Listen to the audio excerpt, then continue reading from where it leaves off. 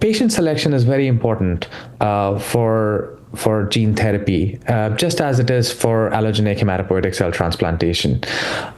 Gene therapy is a very, very long process for patients with sickle cell disease. It starts with selection of the ideal patient, preparation for collection of hematopoietic stem cells, harvesting the hematopoietic stem cells, and then conditioning the patients with chemotherapy to then administer the cells back to them. From start to finish, this process can take anywhere from 6 to 12 months. And at each step of the way, patients have to be in a certain good health to be able to collect the cells and then to receive chemotherapy.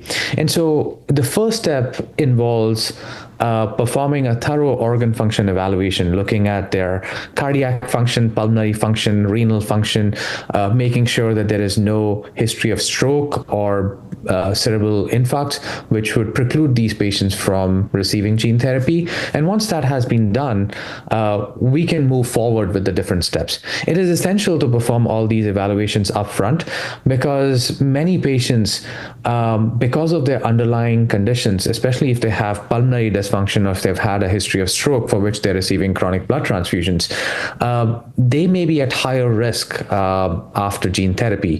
For example, patients who are receiving gene therapy currently, they all need to undergo myeloablative Busulfan conditioning. And we know that myeloablative Busulfan conditioning is associated with a certain degree of pulmonary toxicity and neurotoxicity.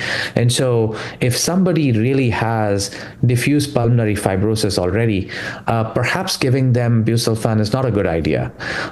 Also, patients who have severe vaso-occlusive crises for which they are getting admitted to the hospital on a very frequent basis, it may become very challenging to collect hematopoietic stem cells from them in adequate quantities.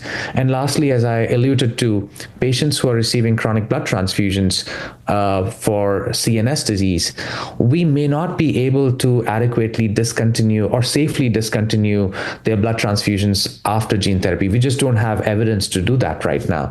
And so these are the conditions that we need to pay special attention to select the patients for undergoing gene therapy.